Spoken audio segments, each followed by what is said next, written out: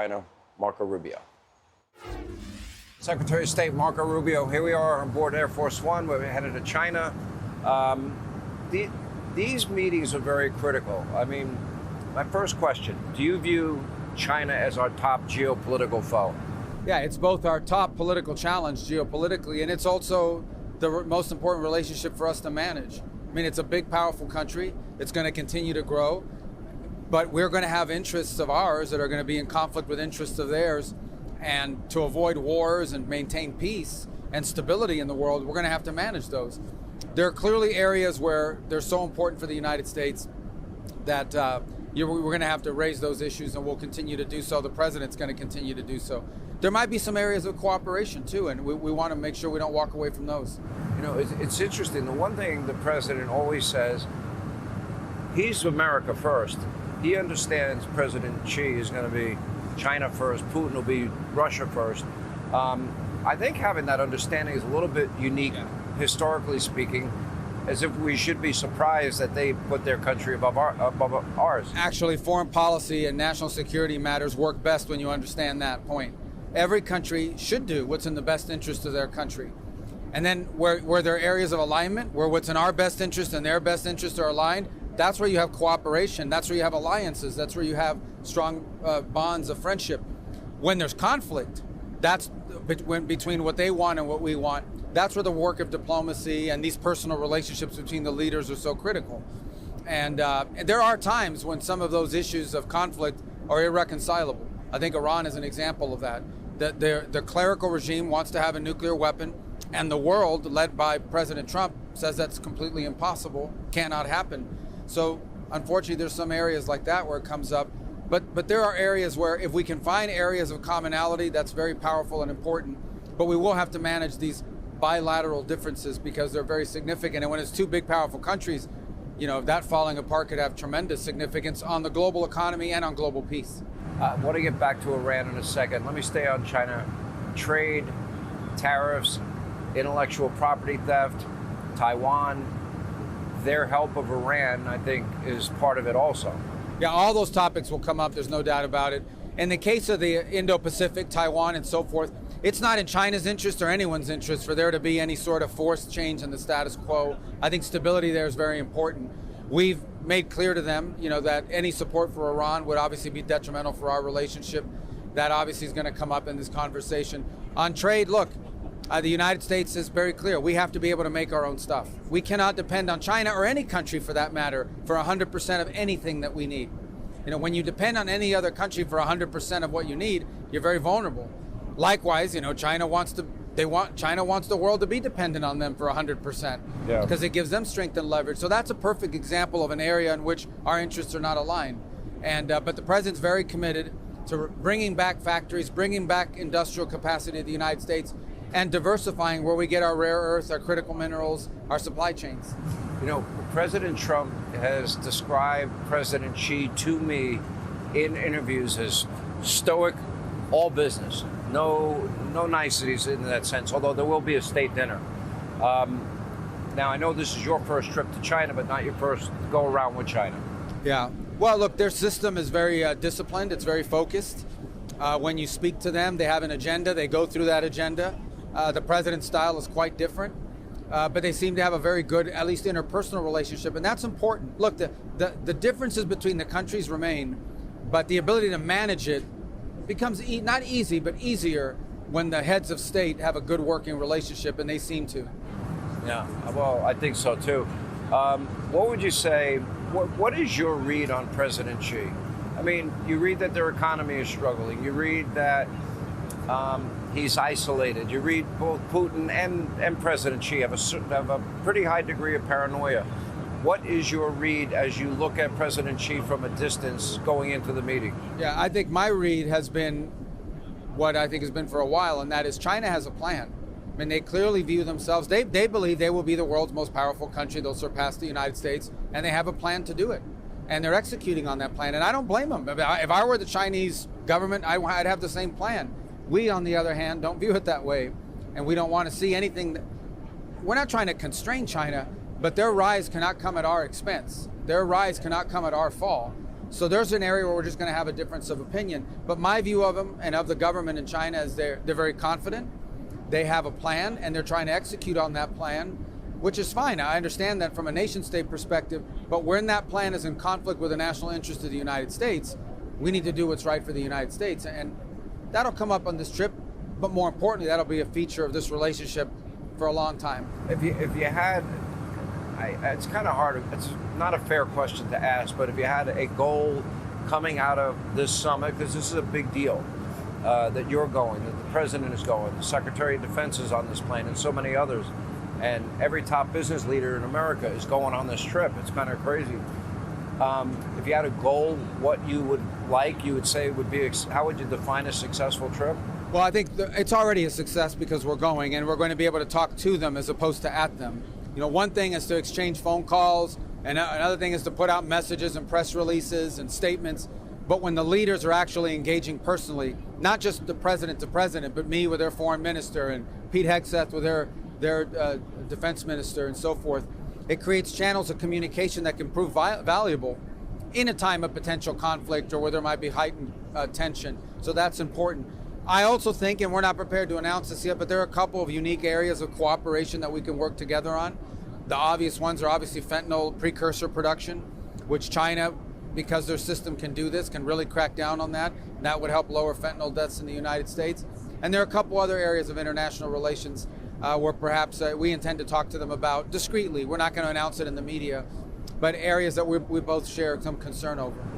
I have a friend of mine, he's a great inventor, and the level of intellectual property theft not just impacted his entire business, but it's impacting many American companies. Big issue? That's right, an enormous issue, and one that we're going to continue to raise. Even as we try to protect our companies and our competitive advantage, we're going to raise that with them. I don't think there's any point in denying that the fact of the matter is that a lot of the advancements, not all, but a lot of the advancements you've seen in the commercial sector, in the industrial sector, in the technological sector in China is a product of intellectual property theft and or reverse engineering, which is the same thing, of our own technology. So that has to be addressed. But I also think we can't only rely on that. We have to stay ahead of the curve on innovation. You know, one thing is if you're stealing or taking the stuff that was cutting edge 5 years ago, but the things that are going to be cutting edge 5 years from now, we've got to continue to invest and push our companies to continue to stay ahead of that pace of theft and continue to lead the world in innovation. Maybe the best way to transition to the issue of Iran, which I want to ask you about, is that China's both public statements and their actions, although it was interesting that a Chinese tanker got hit in the Strait of Hormuz, but obviously they've been taking a very different position. You keep reading the intelligence is showing they've been helping the Iranians. Obviously it's more important to them that we've made the argument to the Chinese, and I hope it's compelling, and they'll have a chance to do something about it at the United Nations later this week when there's a resolution just condemning Iran on what they're doing with the Straits. Look, there's three things. The Chinese have ships stuck in the Persian Gulf because setting up a system that says we're going to let certain ships through but others not, it's easier said than done. And you saw a not Chinese flag vessel, but it was a Chinese cargo, got hit over the weekend. I'm sure Iran didn't do it deliberately, but they did it. It happened. And so that's why these Chinese ships are stuck in there. The second is, I don't think that China, it's a huge source of instability. It threatens to destabilize Asia more than any other part of the world because it's heavily reliant on the Straits for energy. And the third reason is because China's economy is export driven, meaning their economy is fueled not by what they consume domestically, but by what they make and sell to other countries.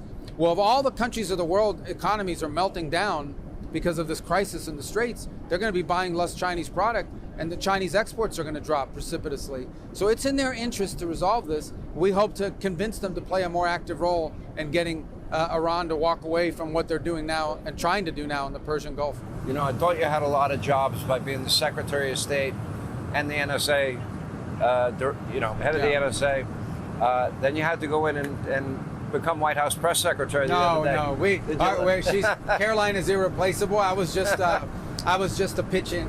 It seemed that you like it. It seemed like you're having fun. Well, yeah, I don't know if I'd have fun if I had to do it every week, but one time ain't too bad, and I enjoyed it, and It was about foreign policy mostly, so I was honored to be able to do it. But we can't wait till Caroline gets back. She had a beautiful baby, and we wish her the best. But we can't wait to see her The back. picture was beautiful. But now that we are on the issue of Iran, let me specifically ask you, because it seems like there are two major issues that just continue to percolate. And I had a conversation with the president, a private conversation, and I did ask him if I could talk about it. And it was, I asked him maybe a week ago, I said, are you going to go back to bombing? I said, you could probably wipe out their economy in 15 minutes. He goes, no, Sean, I could knock it out in 5. He goes, but then he said something, and you referenced this in your press when you were filling in for Caroline. And you said, imagine the world with a nuclear-armed Iran, and forget about the Strait. They would hold the entire world hostage. That's right. There always seems to come out of nowhere these bizarre conspiracy theories. Oh, the president is doing this for Israel, or for a Fox News host, or Bibi Netanyahu. I ask everybody, did he have any choice based on what Steve Witkoff told us? No, look, every president in the last 20 years has been worried about the Iran nuclear program. Obama did a nuclear deal with them because he was worried about it. Not a good nuclear deal, but he made one. The president reversed it and imposed crippling sanctions and took out Soleimani, who was a threat to the United States. Joe Biden was begging to get back into a nuclear deal with them. The whole world, the French, the Germans, the UK, they imposed new sanctions on Iran last year, snapback sanctions, because of the nuclear threat. The whole world has seen Iran was building up a conventional capability where they would have so many missiles and so many drones that they could overwhelm anybody's defenses.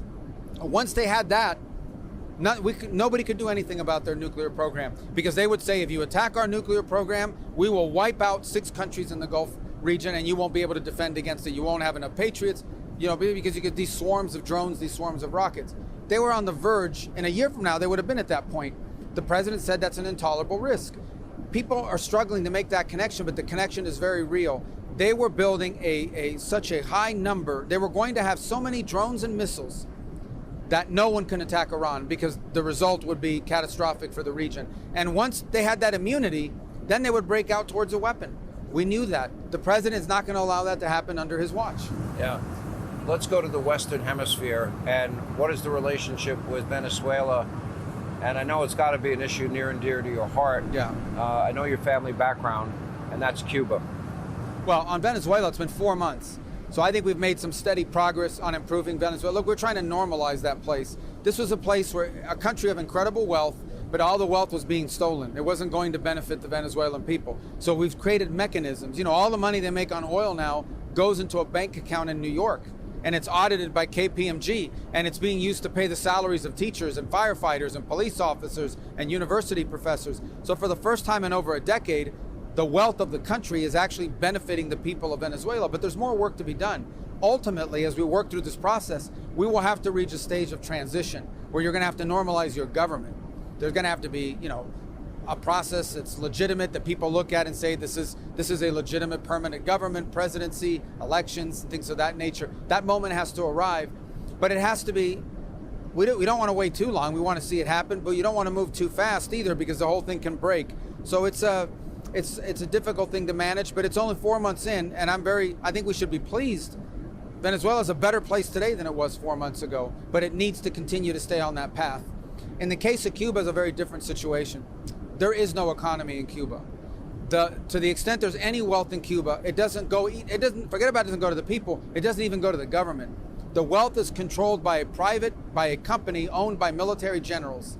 They take all the money. They're sitting on billions of dollars. Okay, this is a country where people are literally now eating garbage from the streets, but they have a company that controls all of the money making there that's sitting on $15-16 billion.